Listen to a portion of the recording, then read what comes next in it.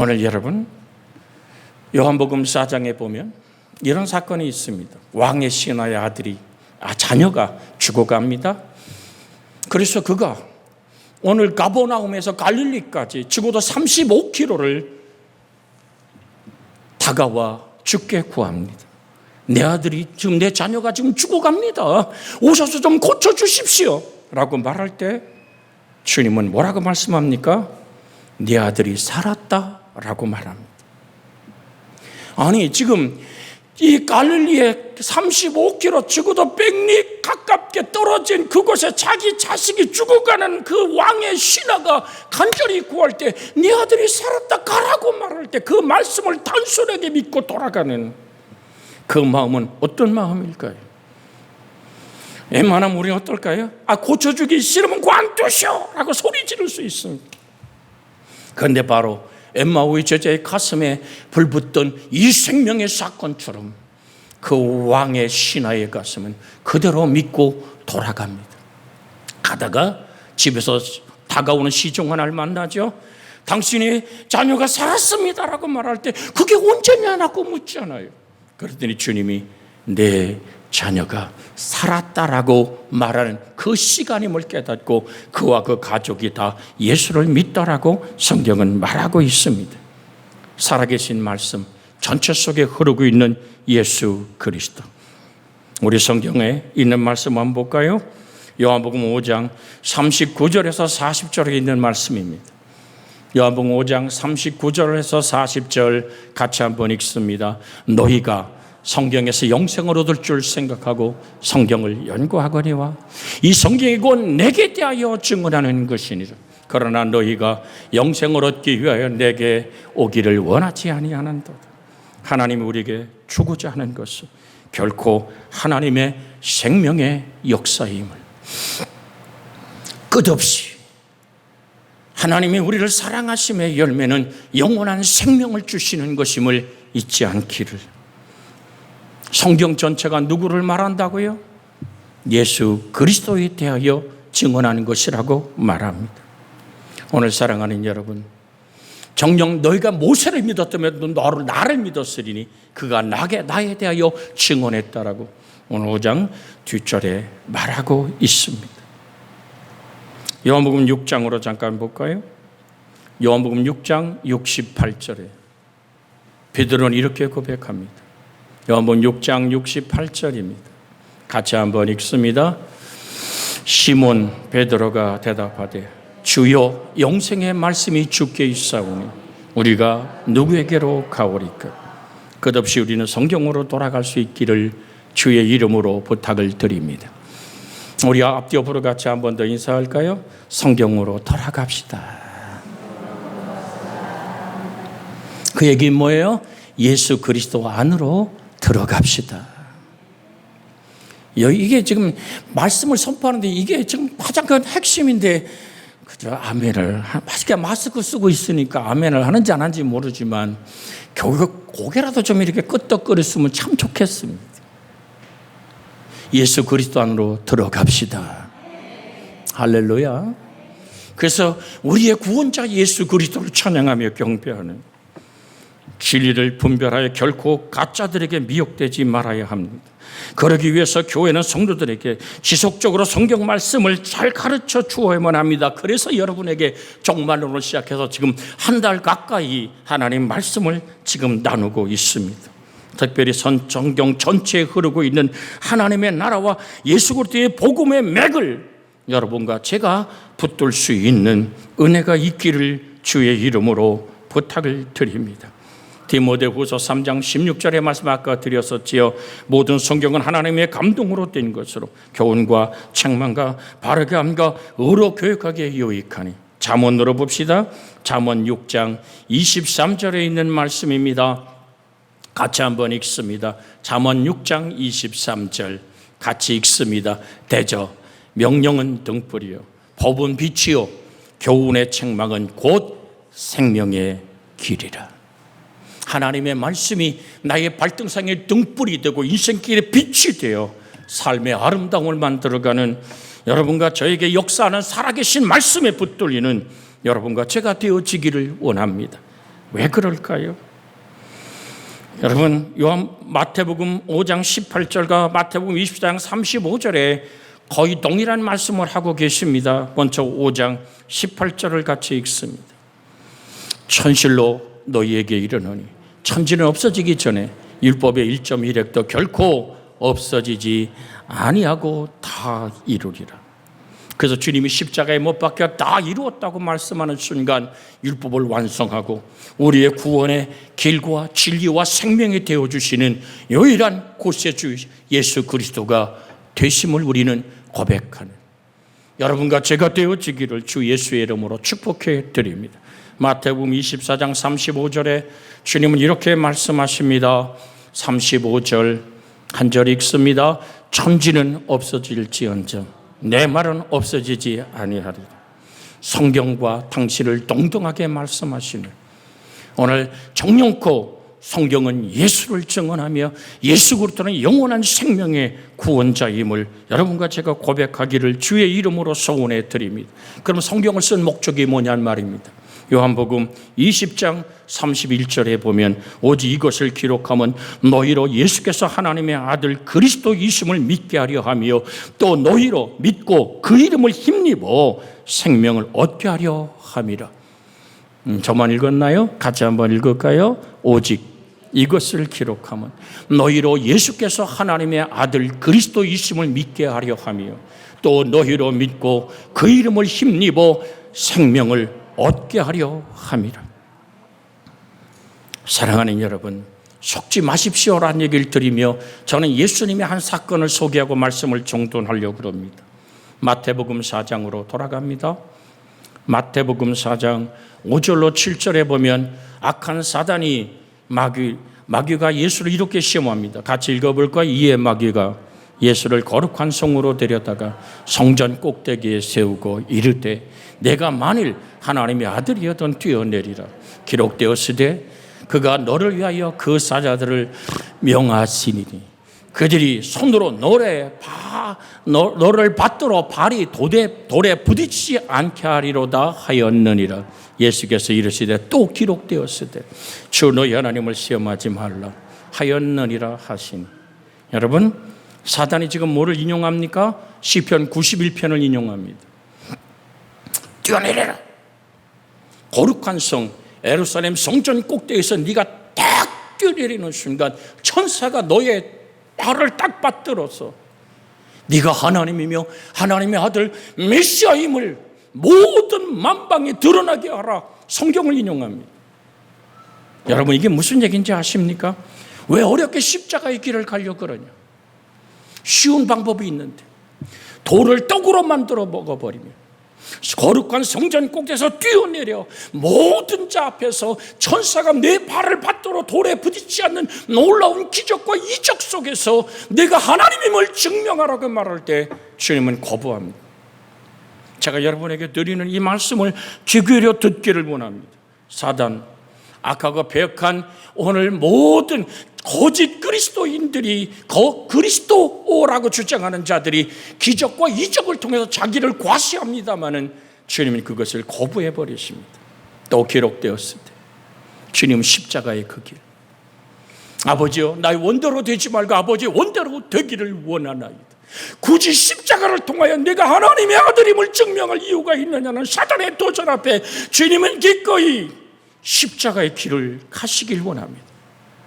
모세가 광야에서 장대에 고리뱀을 단 것처럼 인자도 달려야 하리라고 말하며 내가 죽은 후에 3일 만에 부활할 것을 얘기하시는 나는 부활이요 생명이라고 말하시던 주님의 부활의 승리는 바로 십자가를 통한 우리의 구세주 되심임을 기억하시기를 주의 이름으로 부탁을 드립니다.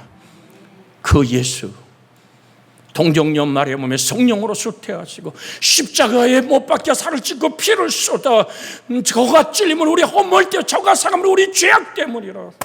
그가 징계를 받음으로 우리가 평화를 누리고 그가 채찍에 맞음으로 우리가 나음을 입었도다. 우린 그릇탕에 각기 제 길로 가버렸지만 하나님께서는 우리의 죄를 그에게 담당시키셨도다. 구약의 말씀을 그대로 이루는 칼을 빼는 베드로에게 뭐라고 말합니까? 칼을 집에 꽂으라. 검을 쓴 자는 검으로 망하느니라.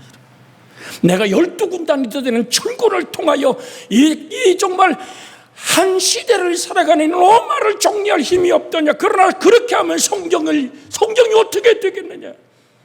구약 전체가 기록되고 있는, 금방도 엠마오 제자에게 모세글과 선지자의 글을 통해서 그리스도 예수의 구원의 길이 예수 그리스도밖에 없음을 말씀하시던 주님이 걸어갔던 그 길은 십자가의 길이고, 말씀이 육신이 되어 우리 가운데 거하셨던 독생하신 하나님의 길이었음을 우리는 기억하기를 원합니다.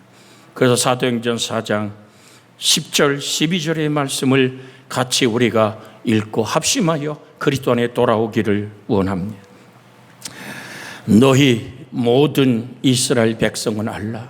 너희가 십자가에 못 박고 하나님이 죽은 자 가운데 살리신 나사렛 예수 그리스도의 이름으로 이 사람이 건강하게 되어 너희 앞에 섰느니라.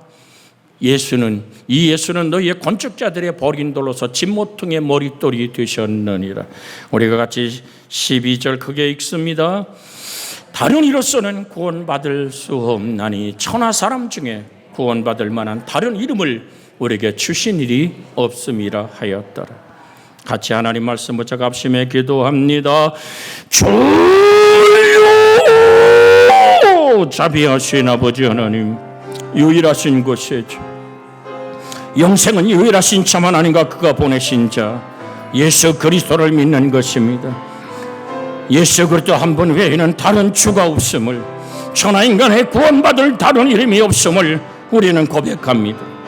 성령으로 쇠퇴하여 동정녀 마리아에게서 성탄하신 예수, 십자가에 죽으시고 부활하신 예수, 승천하시고 성령을 보내시며 재림을 약속하신 그 예수 그리스도 외에는 다른 이로 구원받을 이름이 없음을 우린 오늘도 고백합니다. 아버지 하나님, 참 하나님이시며 참 사람이셨던 예수 그리스도, 그 구원의 역사 속에 우리가 세워지게 하시고 은혜와 긍휼을 힘있게 해 주시옵소서. 보혈의 외에는 죄씻음 받고 구원의 길이 없습니다. 우린 그래서 전도해야 되고, 그래서 선교의 발걸음을 이제까지 디뎌오지 않았습니까? 하나님의 나라가 여러분과 제 속에 임하는 그 아름다운 역사들, 정말로 이 정명석이라는 이 이단 교주, 지금 교도에서 풀려났죠? 어디서 구속됐냐면, 제가 늘 가서 하나님의 말씀을 같이 나누는 저 오늘 안산이라는 연영성 안산에 거기서 체포됐습니다. 안산공학교에 우리가 같이 가봤습니다만 거기서 목회자들과 함께 은혜를 나누는데, 안산공학교회에 오늘 그 온천 지역에 있는 그 배밭 한 3만 평 정도 되죠. 거기에 지금 기도하고 하나님께 영광을 돌릴 그 옆에 거기서 정명석이라는 이 교주가 체포됐습니다.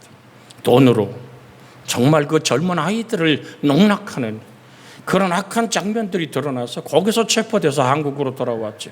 풀려나고 또다시 자기가 교주라고 얘기하고 있습니다만은, 오늘 사랑하는 여러분, 이 말보다 또 중요한 것이 뭐냐면 우리가 요한일서 2장 18절의 말씀을 같이 나누길 원합니다. 같이 요한일서 2장 18절입니다. 같이 읽습니다. 아이들아, 지금은 마지막 때라. 적그리스도가 오리라고 하는 말을 너희가 들은 것과 같이 지금도 많은 적그리스도가 일어났나니, 그러므로 우리가 마지막 때인 줄 아노라. 여기저기서 자기가 마치 구세주인 것처럼 드러난 그 무리들. 데살로니가 후서로 볼까요? 데살로니가 후서 2장 3절로 4절의 말씀을 같이 한 목소리 읽으며 여러분의 귀에 들리도록 읽기를 원합니다. 누가 어떻게 하여도 너희가 미혹되지 말라.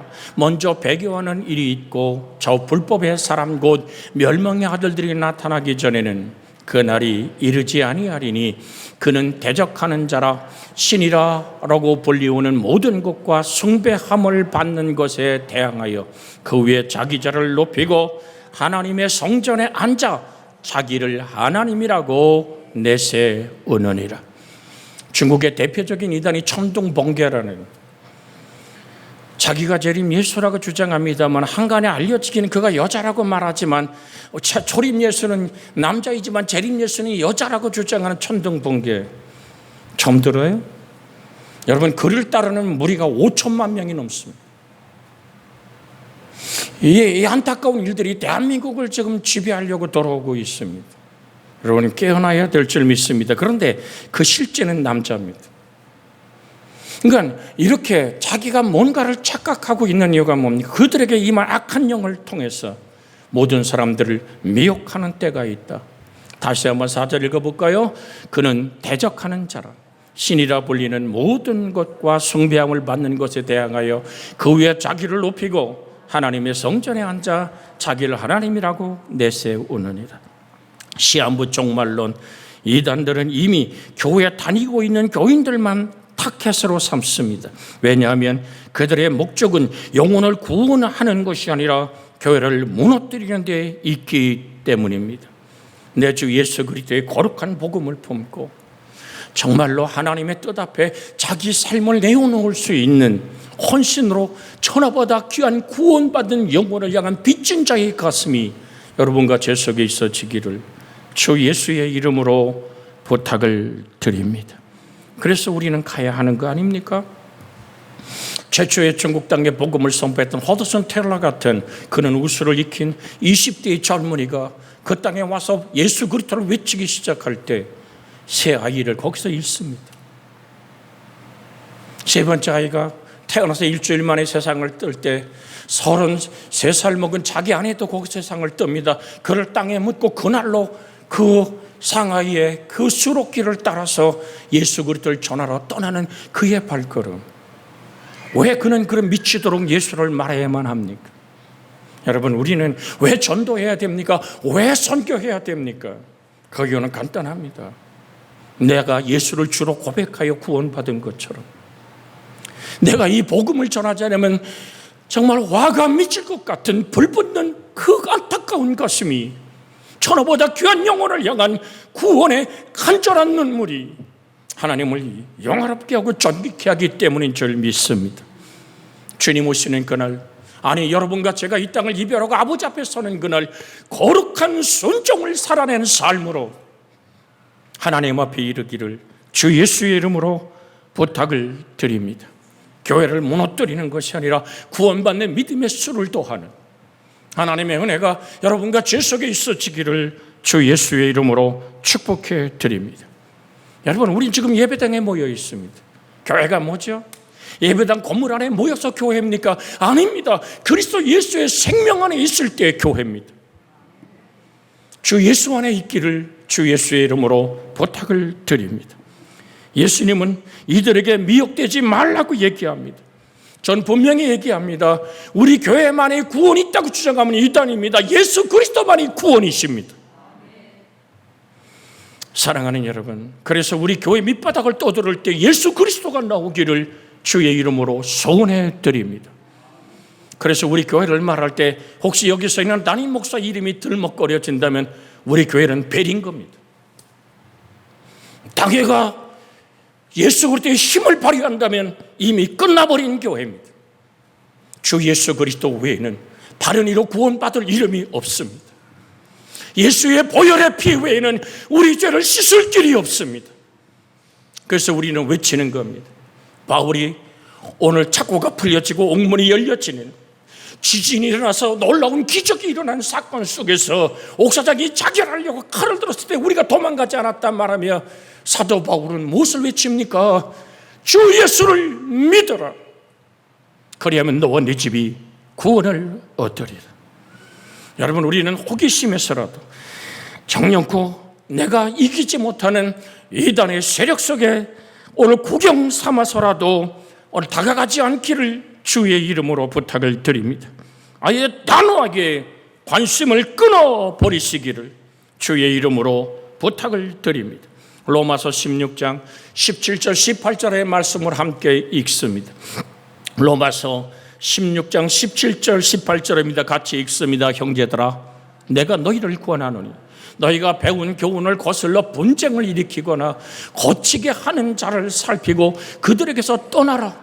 이 같은 자들은 우리 주 그리스도를 섬기지 아니하고 다만 자기들의 배만 섬기나니 교활한 말과 아첨하는 말로 순전한 자들의 마음을 미혹하느니라. 디도서 3장 10절로 11절에 이런 말씀이 있습니다. 이단에 속한 사람을 한두 번 훈계한 후에 멀리하라. 이러한 사람은 내가 아는 바와 같이 부패하여 스스로 정죄한 자로서 죄를 짓느니라. 한번 같이 읽어볼까요? 시작. 이단에 속한 사람은 한두 번 훈계한 후에 멀리하라. 이러한 사람은 내가 아는 바와 같이 부패하여 스스로 정죄하는 자로서 죄를 짓느니라. 노아복음 21장 8절에 보면 주님은 이렇게 말씀하십니다. 이르시되 미혹을 받지 않도록 주의하라. 많은 사람이 내 이름으로 와서 이르되 내가 그러하며 때가 가까웠다 하겠으나 그들을 따르지 말라. 주의 은혜가 여러분과 제 속에 있어지기를 주의 이름으로 부탁을 드립니다. 요한복음으로 볼까요? 예수 그리스도는 이렇게 말하고 계십니다. 요한복음 6장 33절 먼저 읽습니다. 33절 같이 읽습니다. 하나님의 떡은 하늘로서 내려 세상에 생명을 주는 것이니라. 51절이요. 같이 읽습니다. 51절 같이 읽습니다. 나는 하늘로서 내려온 살아있는 떡이니 사람이 이 떡을 먹으면 영생하리라. 내가 줄 떡은 곧 세상의 생명을 위한 내 살이니라 하시니라. 우리는 오늘도 떡과 잔을 나눈 성만찬을 행했습니다. 우리 주의 성령에 임재하여 주의 거룩한 살찌고 피 쏟은 그 사랑이 여러분과 저에게 구원이 됨을 고백하는 하나 되어지는, 초대교회에서 그랬듯이 안식구 첫날 저들이 떡을 때려 모였던 사건처럼 주님이 부활하셔서 누가복음 24장에 보면 엠마오 제자와 함께 길을 걷습니다. 성경에 기록된 모든 이야기들을 그에게 들려주기 시작합니다.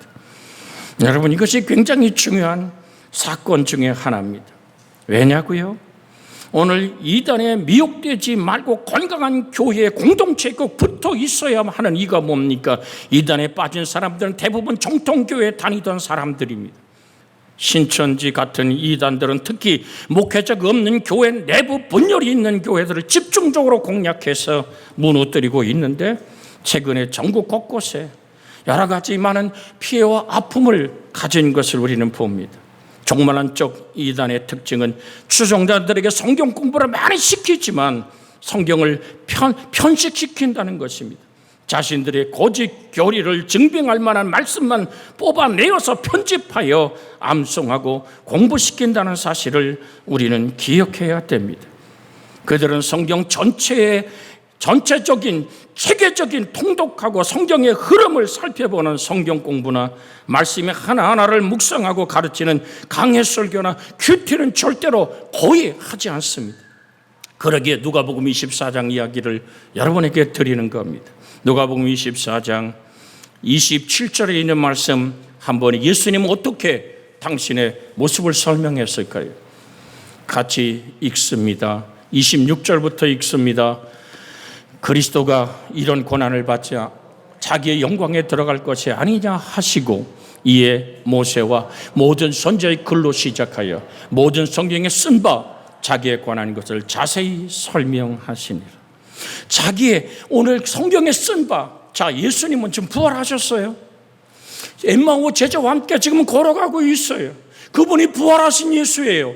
근데 예수님은 여러분, 글로버와 다른 제자라고 얘기하고 있는 이 엠마오의 부활의 주님의 이야기를 듣고 25리길을 홀로 둘이 걸어가던 이 좌절과 절망의 사람들이 예수님은 모를까요?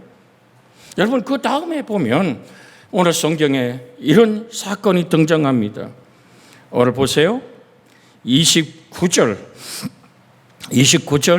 30절 같이 한번 읽어볼까? 이들이 강권하여 이르되 우리가 함께 유하사이다. 때가 저물어가고 날이 이미 그르렀나이다 하니, 이에 그들과 함께 유하로 들어가시니라.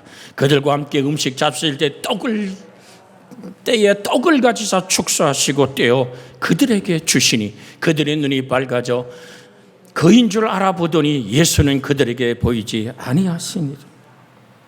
자, 그러면 이 사람들이 예수님을 보면은 바로 아는 사람들이란 얘기입니다. 여기서 떡을 떼었다라는 얘기는 이것은 성찬을 부활하신 주님이 집례했다는 얘기입니다. 무슨 얘기냐고요? 이 떡을 떼어 축사하시고란 말이 율로게센이라는 원어를 쓰는데 이건 찬양하다, 축복을 빌다라의 뜻을 지닌 율로게오의 부정과거형입니다.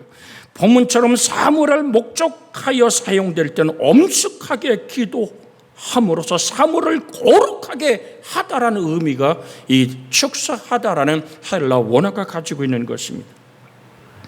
어떤 사물을 축복해 달라고 하나님께 간절하게 기도하다라는 의미가 이 축사라는 율로게센이라고 얘기하는 헬라어가 갖고 있습니다.